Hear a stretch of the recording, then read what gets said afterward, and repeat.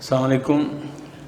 अच्छा बेटा, हमने पिछले लेक्चर में हाइब्रिडाइजेशन जो है वो टॉपिक स्टार्ट किया था, उसका इंट्रोडक्शन, डेफिनेशन और उसका बेसिक प्रिंसिपल जिसको law of conservation of atomic orbitals कहते हैं।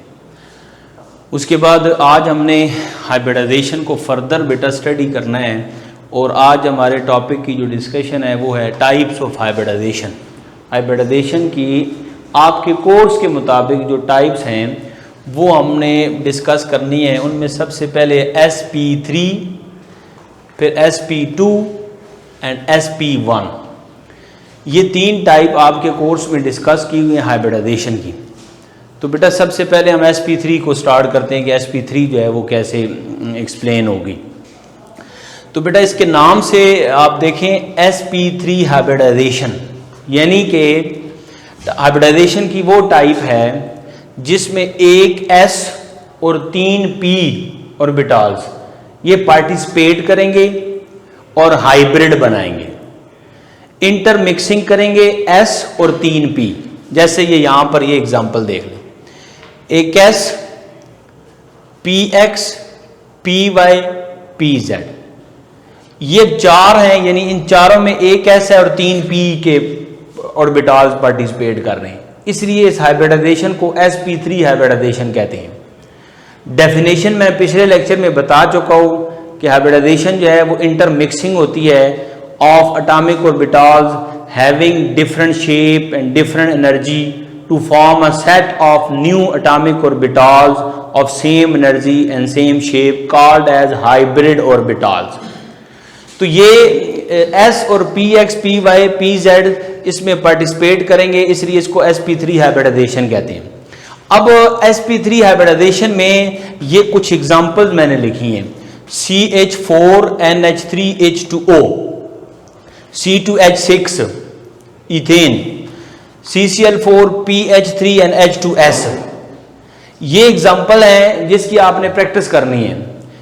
आपकी बुक में CH4, NH3 और H2O ये तीन एग्जांपल सॉल्व हुई हैं, इसको हम डिस्कस करते हैं। बाकी जो एग्जांपल है उसका मैं आइडिया दे दूंगा, फिर आपने उसकी प्रैक्टिस कर लेनी है। तो स्टार्ट करते हैं CH4 से, CH4 मीथेन मॉलिक्यूल से।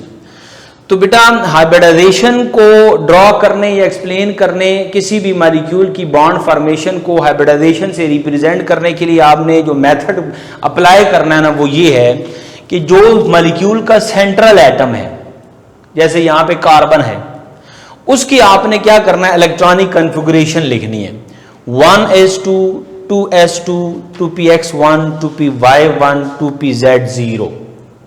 ये इसके 6 इलेक्ट्रॉन हैं जिसको आपने रिप्रेजेंट कर दिया इलेक्ट्रॉनिक कॉन्फ़िगरेशन। ये सेंट्रल एटम की इलेक्ट्रॉनिक कॉन्फ़िगरेशन आपने लिख दी। उसके बाद आपने ये करना है तरतीब के साथ कि ग्राउंड स्टेट मेंशन कर दें। ग्राउंड स्टेट, ये इसकी ग्राउंड स्टेट ही है जिसमें आप देखें कि 2s2 में 2 इलेक्ट्रॉन है, 2px1 में 1 इलेक्ट्रॉन आ रहा है, 2py1 में and 2pz0। Ground state low energy state को कहते हैं।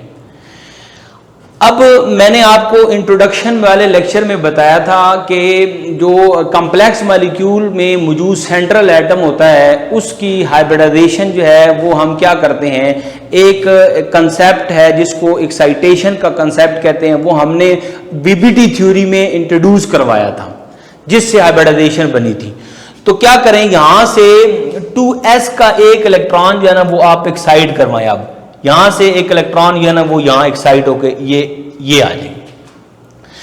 एक्साइटेशन जो है उसको आपने रिप्रेजेंट करना है, वो मैंने यहां रिप्रेजेंट कर दिया, excited state 2s1 2px1 2py1 2pz1।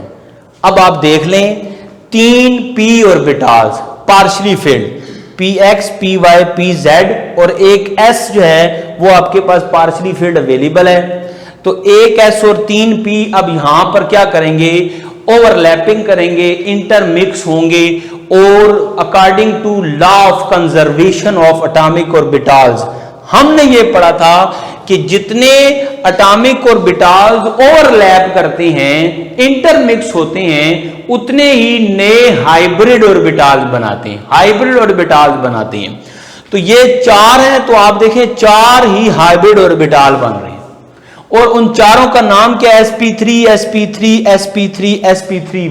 वजह ये है कि इन हाइब्रिड को बनाने में s और 3p ऑर्बिटाल जो हैं वो क्या कर रहे हैं? पार्टिसिपेट कर रहे हैं, इसलिए इनका नाम sp3 sp3 sp3 रखा हुआ है।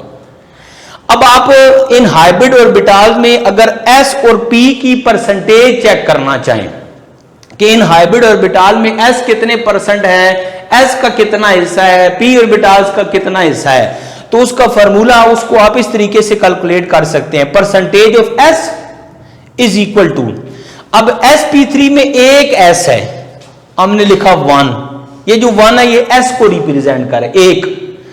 टोटल ऑर्बिटाल्स है 4 से मुराद 3p और एक s, टोटल हो गए 4। तो 1 divide by 4 multiply with 100 is equal to 25%। यानी इस sp3 में s का जो परसेंटेज आ रहा है वो है कितना? 25%। इसी तरह p ऑर्बिटल्स की परसेंटेज आप फाइंड कर सकते हैं। आपके पास sp3 में 3p हैं, 3, टोटल ऑर्बिटल्स कितने हैं? 4 मल्टीप्लाई विद 100, तो ये आपके पास आ गया 75%। तो p ऑर्बिटल की वैल्यू यहां पर ज्यादा है परसेंटेज में, s की कम है। तो एक s और 3p पार्टिसिपेट करके आपके पास 4 हाइब्रिड बना रहे हैं जिनका नाम है sp3 हाइब्रिड। अब बेटा नेक्स्ट देखो, नेक्स्ट ये है, मैंने आपको उस लेक्चर में, पिछले लेक्चर में बताया था कि ये जो एटॉमिक ऑर्बिटल्स होते हैं ये इंटरमिक्स होने के बाद हाइब्रिड बनाते हैं, फिर हाइब्रिड खुद को अरेंज करते हैं, अरेंज करने के बाद वो एक स्पेसिफिक ज्योमेट्री बना देते हैं। अब ये चारों हाइब्रिड अरेंज होने के बाद, खुद को अरेंज करने के बाद, ये बेटा ये एक स्पेसिफिक ज्योमेट्री जो है वो रिप्रेजेंट करेंगे। यही ज्योमेट्री हमने CH4 की अकॉर्डिंग टू वेस्पर थ्योरी भी डिस्कस की थी। तो ये चारों हाइब्रिड इंटरमिक्स होने के बाद रीअरेंज होकर ये चारों एटॉमिक ऑर्बिटल इंटरमिक्स होने के बाद ये हाइब्रिड बनाएंगे। फिर ये हाइब्रिड क्या करते हैं? खुद को रीअरेंज करते हैं, और रीअरेंज करने के बाद ये एक स्पेसिफिक ज्योमेट्री जो है वो बना देते हैं, टेट्राहेड्रल ज्योमेट्री। और ये कौन सा एटम कर रहा है? ये कार्बन, जो कि सेंट्रल एटम है। तो बेटा याद रखना, मॉलिक्यूल में मौजूद जो सेंट्रल एटम है असल में वो हाइब्रिडाइजेशन शो कर रहा होता है, वो अपने हाइब्रिड बना रहा होता है। सेंट्रल एटम के साथ यानी CH4 इस मॉलिक्यूल के अंदर कार्बन सेंट्रल एटम है, तो ये उसके साथ जो दूसरे हाइड्रोजन है इसको हम अदर एटम की हेडिंग से रिप्रेजेंट कर रहे हैं। तो जो साथ वाले एटम है यानी हाइड्रोजन, उसकी इलेक्ट्रॉनिक कन्फिगरेशन जब आप करते हैं वो है 1s1। अब ये हाइड्रोजन जो है सेंट्रल एटम के साथ अब बॉन्ड बनाएगा। नेक्स्ट, अभी तक बॉन्ड नहीं बना, हाइब्रिड सिर्फ क्या हुए? रीअरेंज होकर एक स्पेसिफिक ज्योमेट्री में उन्होंने खुद को अरेंज कर लिया है, और हर हाइब्रिड के पास एक अपना इलेक्ट्रॉन मौजूद है। वो कौन सा इलेक्ट्रॉन है? वो यहां से जो उनको मिलेगा, ये s के पास एक इलेक्ट्रॉन होगा, ये px के पास एक इलेक्ट्रॉन है, py के पास एक इलेक्ट्रॉन है, pz के पास एक इलेक्ट्रॉन है। यही इलेक्ट्रॉन फिर फर्दर हाइब्रिड के पास चला जाता है। ये एक इलेक्ट्रॉन हाइब्रिड के पास आया, ये इसी के पास आ गया, ये इसके पास आ गया, ये इलेक्ट्रॉन इसके पास आ गया। ये जब अब रीअरेंज होते हैं तो वही एक इलेक्ट्रॉन के पास मौजूद होता है। अब ये सेंट्रल एटम साथ वाले एटम के साथ, जिसको हमने अदर एटम की हेडिंग से रिप्रेजेंट किया हुआ, बॉन्डिंग बनाता है। अब ये बॉन्डिंग बनाएगा, तो बॉन्ड कैसे करते हैं ये देखें। ये सेंट्रल एटम की हाइब्रिड है, ये 4 sp3, ये 4 हाइब्रिड है। इसके साथ हाइड्रोजन जो कि अदर एटम है उसने यहां पर क्या किया? ओवरलैपिंग रिप्रेजेंट की है। ये ओवरलैपिंग, एक हाइड्रोजन, दूसरा हाइड्रोजन, तीसरा हाइड्रोजन, चौथा हाइड्रोजन, और हमने इसको फिर अपोजिट इलेक्ट्रॉन के साथ रिप्रेजेंट कर दिया। ये रिप्रेजेंट अब बॉन्डिंग रिप्रेजेंट हो रही है, यानी कार्बन का ये sp3 हाइब्रिड हाइड्रोजन के s हाइब्रिड के s ऑर्बिट के साथ क्या करता है जी? सिग्मा बॉन्ड बना रहा है। हाइब्रिड तो सिर्फ ये है sp3, ये साथ वाला हाइब्रिड नहीं है, ये s ऑर्बिटल है, इसके साथ क्या है sp3 क्या है सिग्मा बॉन्ड बना रहा है। इसी तरह ये सारे sp3s sp3s sp3s ये सिग्मा बॉन्ड रिप्रेजेंट हो रहे हैं। तो CH4 में आपके पास 4 सिग्मा बॉन्ड बनते हैं। CH4 में sigma bond sigma bond sigma bond and sigma bond, और इसकी ज्योमेट्री टेट्राहेड्रल होती है और उसका जो एंगल है वो 109.5 डिग्री होता है। इस तरीके से आपने रिप्रेजेंट करनी है। अब मैं इसको आपको एक दफा इसका थीम दोबारा समझाने लगा हूं जल्दी से, फिर NH3 और H2O की एग्जांपल करते हैं। क्या करना है बेटा, आपने सबसे पहले ग्राउंड स्टेट लिखनी है सेंट्रल एटम की, फिर उसकी एक्साइटेड स्टेट मेंशन करनी है सेंट्रल एटम की, उसके बाद फिर वो आपने एटॉमिक ऑर्बिटल जो हैं उनको इंटरमिक्स कराकर उनके हाइब्रिड बनाने हैं। जितने एटॉमिक ऑर्बिटल इंटरमिक्स होंगे उतने हाइब्रिड बनेंगे। अब ये जो हाइब्रिड हैं इनको फिर आपने रीअरेंज करके उसकी ज्योमेट्री रिप्रेजेंट करनी है। अब ज्योमेट्री जब रिप्रेजेंट कर लेंगे उसके बाद जो साथ वाला सेंट्रल एटम के साथ एटम होगा उसमें से जो पार्शली फिल्ड एटॉमिक ऑर्बिटल बच रहा होगा उसकी आपने बॉन्डिंग रिप्रेजेंट कर देनी है ऐसे। ठीक है बेटे। हाँ, अब ये एक चीज और देखें, यहां मैंने लिखा है हाइब्रिडाइज स्टेट, एक्साइटेड स्टेट के बाद लिखिए हाइब्रिडाइज्ड स्टेट।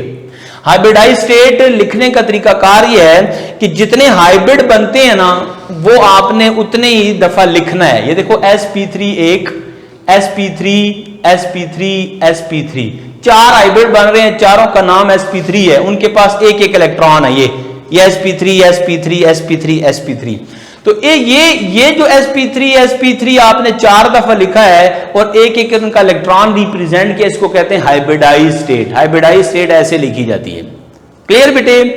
एक इंपॉर्टेंट पॉइंट मैं यहां पे आपको और बता देता हूं कि बेटा sp3 हाइब्रिडाइजेशन हो, sp2 हो या sp1 हो, आपने किसी भी मॉलिक्यूल में मौजूद सेंट्रल एटम की हाइब्रिडाइजेशन चेक करनी है तो उसके लिए मैंने जो आपको वेस्पर थ्योरी में फार्मूला एक सिखाया था आप वो अप्लाई कर सकते हैं। P is equal to half m plus v minus c plus a।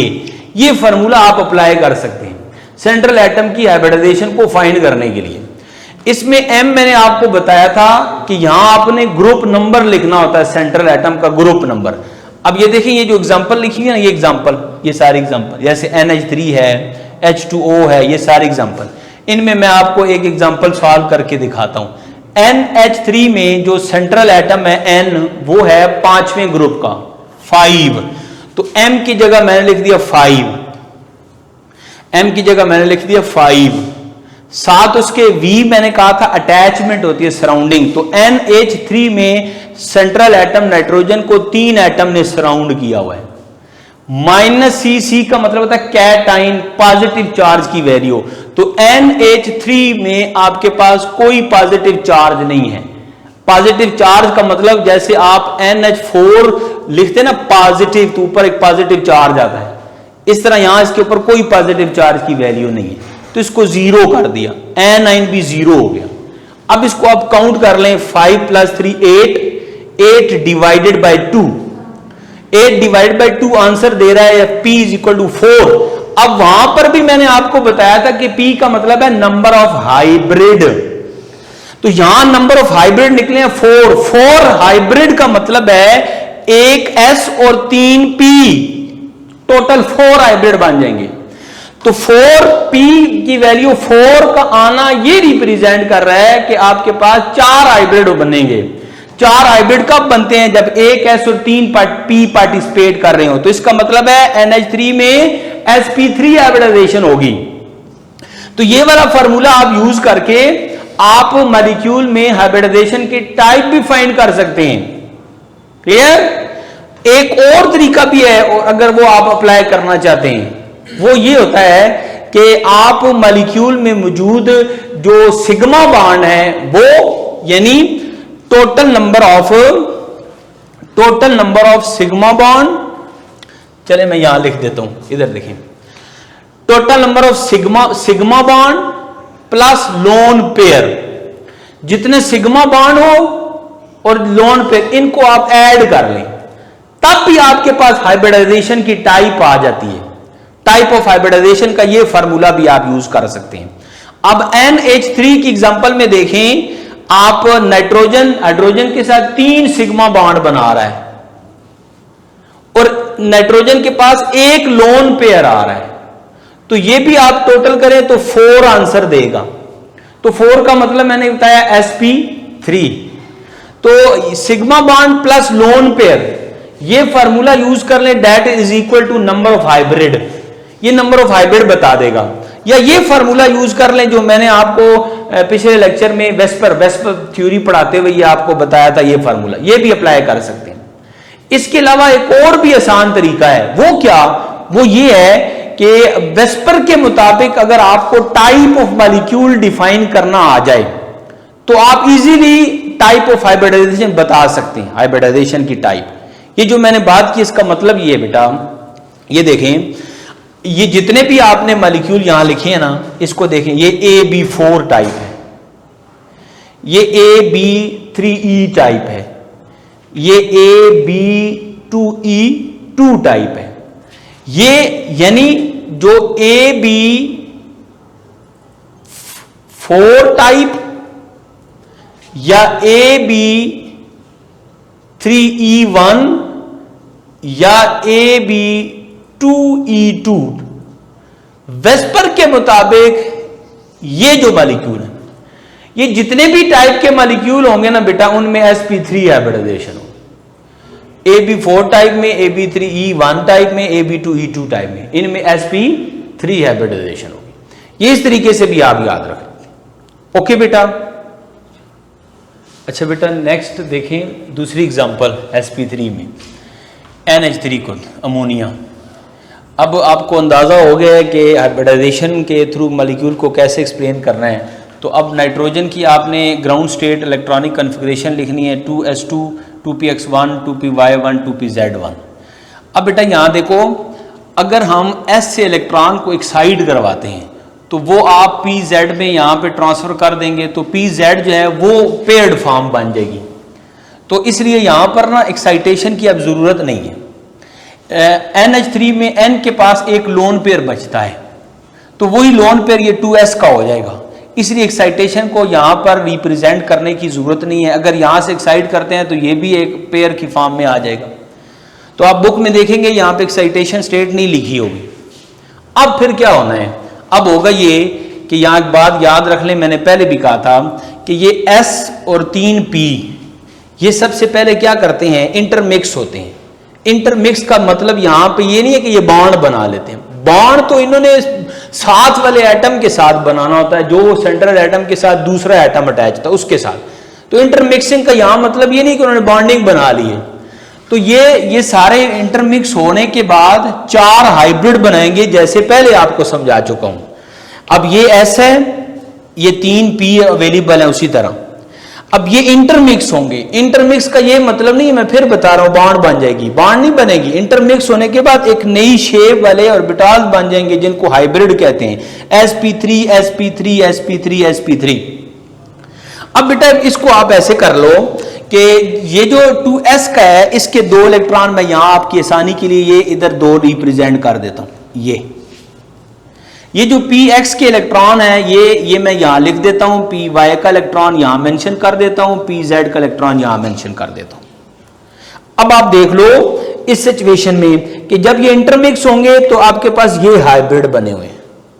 तो अब ये इलेक्ट्रॉन क्योंकि हाइब्रिड के पास चले जाते हैं, तो आप अपनी आसानी के लिए ऐसे कर लें कि ये sp3 में 2 इलेक्ट्रॉन ये वाले ये इसको दे दें, इधर लिख दें, ये s का 1 इलेक्ट्रॉन ये इधर आ जाएगा, ये इलेक्ट्रॉन इसके पास आ गया, ये इलेक्ट्रॉन इसके पास आ गया, तो वही टोटल क्वांटिटी इलेक्ट्रॉन की यहां अरेंज हो जाएगी। अब इन्होंने खुद को क्या करना होता है, उसके बाद अरेंज करना होता है। तो ये अरेंज करने के बाद खुद को ये बना रहे, ये इस तरीके से अरेंज कर रहे, ये उसी तरीके से जैसे आप वो टेट्राहेड्रल कार्बन के केस में रिप्रेजेंट हो रही थी। अब आप देखो एक sp3 के पास एक इलेक्ट्रॉन है, इसके पास भी एक इलेक्ट्रॉन है, sp3 के ये वाला इसके पास भी एक इलेक्ट्रॉन है, ये वाला जो sp3 है इसके पास 2 इलेक्ट्रॉन आ गए, ये जो 2 इलेक्ट्रॉन ये मेंशन हुआ यहां पर। क्लियर बेटा? अब ये सेंट्रल एटम की आपने हाइब्रिडाइजेशन रिप्रेजेंट कर दी, अभी तक बॉन्डिंग नहीं बनी। अब ये सेंट्रल एटम अपने साथ वाले एटम को, जिसको हमने अदर एटम की हेडिंग से रिप्रेजेंट किया हुआ था, यहां पर भी जो नाइट्रोजन के साथ अदर एटम है वो हाइड्रोजन है। तो कितने हाइड्रोजन है? NH3 में 3 हाइड्रोजन। तो अब इनके साथ ये जो हाइब्रिड आपने रिप्रेजेंट किया हुआ है, आपने 3 हाइड्रोजन बॉन्डिंग में रिप्रेजेंट करने हैं। तो बॉन्डिंग में ये देखें, एक हाइड्रोजन इधर रिप्रेजेंट हो गया, एक हाइड्रोजन ये इसके साथ अटैच हो जाएगा इस हाइब्रिड के साथ, एक हाइड्रोजन इस हाइब्रिड के साथ अटैच हो जाएगा। तो ये भी उसी तरह sp3s sp3s sp3s sigma bond बन गया। ये जो हाइब्रिड है ये लोन पेयर के साथ है, ये बॉन्डिंग में पार्टिसिपेट नहीं कर रहा, ये लोन पेयर है। अब अमोनिया के केस में 3 बॉन्ड बनते हैं, 1 2 3, और एक उस एटम यानी नाइट्रोजन के पास एक लोन पेयर की वैल्यू आ जाती है, वो आपने ये रिप्रेजेंट की हुई है। इस ज्योमेट्री को आपने वेस्पर के थ्रू जब एक्सप्लेन किया था तो आपने कहा था कि ये ट्राइगोनल पैरामिडल है, ट्राइगोनल पैरामिडल, और इसका एंगल है 107.5 डिग्री। ये NH3 की एक्सप्लेनेशन बेटा आपने ऐसे करनी है। परसेंटेज फाइंड करने का मैंने आपको बता दिया कैसे करते हैं कि इस केस में आपके पास S जो है वो 25% होता है और P 75% आएगा, ये परसेंटेज होती है। और उसके बाद आप इसकी हाइब्रिडाइज स्टेट लिखना चाहते हैं तो हाइब्रिडाइज स्टेट में ये वही तरीका है, 4 हाइब्रिड बन रहे हैं sp3 sp3 sp3 के, तो आपने 4 दफा sp3 लिख दिया। एक हाइब्रिड के पास बेटा पूरा एक पेयर है वो आपने रिप्रेजेंट कर दिया, बाकी 3 हाइब्रिड के पास एक एक इलेक्ट्रॉन है वो आपने बेटे इसी तरह सिंगल इलेक्ट्रॉन यहां लिख दिए। अब आप आ जाओ वाटर की एग्जांपल की तरफ। वाटर के एग्जांपल में भी आप देखें, जो सेंट्रल एटम ऑक्सीजन है उसकी ground state 2s2 2px2 2py1 2pz1। अब यहां पर भी एक्साइटेशन का कंसेप्ट अप्लाई करने की जरूरत नहीं है, क्यों? यहां से अगर आप यहां एक्साइट करते हैं तो यहां पेयर हो जाएगा, इसलिए हमने एक्साइटेशन को यहां पर भी मेंशन नहीं किया हुआ। फिर आपने इसकी हाइब्रिडाइज स्टेट लिखनी है, और हाइब्रिडाइज स्टेट में अब आपको पता है कि एक S वाला और 3p जो आपस में मिक्स होते हैं, ये जो मैं बोलता हूं 3p, इसका ये मतलब नहीं है कि 3 यानी प्रिंसिपल क्वांटम नंबर 3, ये नहीं मतलब, प्रिंसिपल क्वांटम नंबर 2 ही है, इसका मतलब है 3 ऑर्बिटल्स p के, वो और S का ऑर्बिटल ये मिक्स होंगे। मिक्स होने के बाद क्या करेंगे? नए हाइब्रिड बनाएंगे। उसी तरह ये सारे ये देखें। अब आपने फिर क्या करना है, आपको समझाने के लिए आसानी के लिए बता रहा हूं, इसमें ये S के 2 इलेक्ट्रॉन यहां आ गए, px के 2 इलेक्ट्रॉन ये मैंने यहां मेंशन कर दिए। अब y का 1 इलेक्ट्रॉन और z का 1 इलेक्ट्रॉन, यही वाले फिर हाइब्रिड में चले जाएंगे। अब ये इंटरमिक्स होंगे, इंटरमिक्सिंग का मतलब बॉन्ड फॉर्मेशन नहीं है यहां। अब ये अरेंज हो जाएगा, ये 2 इलेक्ट्रॉन इधर आ गए, इस हाइब्रिड के पास 2 इलेक्ट्रॉन आ गए, इस हाइब्रिड के पास 1 इलेक्ट्रॉन, इस हाइब्रिड के पास 1 इलेक्ट्रॉन। अब ये फिर खुद को अरेंज करेंगे, चारों अरेंज करने के बाद ये ज्योमेट्री बना देंगे, ये इसकी ज्योमेट्री रिप्रेजेंट। उसमें देखें ये एक हाइब्रिड है, इसके पास 2 इलेक्ट्रॉन, ये हाइब्रिड है, ये हाइब्रिड सिंगल इलेक्ट्रॉन वाला, ये सिंगल इलेक्ट्रॉन वाला। तो साथ में जो हाइड्रोजन एटम अटैच है वो अब इसके साथ बॉन्डिंग रिप्रेजेंट करेगा, वो बॉन्डिंग मैंने ये रिप्रेजेंट की है। ये एक हाइड्रोजन इस सिंगल वाले के साथ अटैच हुआ, दूसरा हाइड्रोजन ये इस सिंगल वाले के साथ अटैच हुआ। अब ये 2 लोन पेयर बच गए। तो वाटर के केस में sp3s एक सिग्मा बॉन्ड बन गया, ये दूसरा सिग्मा बॉन्ड बन गया। यानी वाटर में ऑक्सीजन हाइड्रोजन के साथ 2 सिग्मा बॉन्ड बना रहा होता है और ऑक्सीजन के 2 लोन पेयर बच रहे होते हैं, ये 2 लोन पेयर रिप्रेजेंट हो गए। इस चीज को आपने वेस्पर में जब स्टडी किया था तो ज्योमेट्री वेस्पर के मुताबिक आपने वाटर की वी शेप्ड, एंगुलर शेप या बेंट शेप, ये इसकी ज्योमेट्री रिप्रेजेंट की थी और उसका एंगल था 104.5 डिग्री। तो बेटा इस तरीके से sp3 हाइब्रिडाइजेशन के थ्रू हम मॉलिक्यूल्स को क्या करते हैं बेटा, रिप्रेजेंट करते हैं, एक्सप्लेन करते हैं। ये 3 एग्जांपल मैंने आपके सामने लिख दिए हैं, रख दिए हैं। अब आपने बाकी जो एग्जांपल्स हैं उनकी प्रैक्टिस कर लेनी है, जो कि पहले मैंने मेंशन की हुई है। टाइप ऑफ हाइब्रिडाइजेशन फाइंड करने का तरीका भी मैंने आपको समझा दिया है। इसके लास्ट में मैं सिर्फ एक बात बेटे आपको बताना चाह रहा हूं, वो ये है कि अगर कोई ऐसा मॉलिक्यूल है जिसमें कार्बन आती है तो उसका रूल याद रख लें, कार्बन अगर 4 सिग्मा बॉन्ड बनाए तो उसमें sp3 हाइब्रिडाइजेशन रिप्रेजेंट होगी, और अगर कार्बन 3 सिग्मा 1 पाई बॉन्ड के साथ आ रहा हो तो उसमें sp2 हाइब्रिडाइजेशन होगी। ये कार्बन वाले की मिसाल दे रहा हूं जिसमें कार्बन एटम मौजूद होता है ऐसे मॉलिक्यूल में। और अगर 2 सिग्मा और 2 पाई बॉन्ड का कंसेप्ट आ रहा हो कार्बन की वाली एग्जांपल में तो उसमें sp1 हाइब्रिडाइजेशन होगी। तो कार्बन वाले जो मॉलिक्यूल्स हैं उनको आप इस तरीके से हाइब्रिडाइजेशन उनकी फाइंड कर सकते हैं। ओके बेटा, ये थी sp3 की एक्सप्लेनेशन। नेक्स्ट लेक्चर में इंशाल्लाह हम sp2 की एग्जांपल और sp1 की एग्जांपल को डिस्कस करेंगे। अल्लाह हाफिज।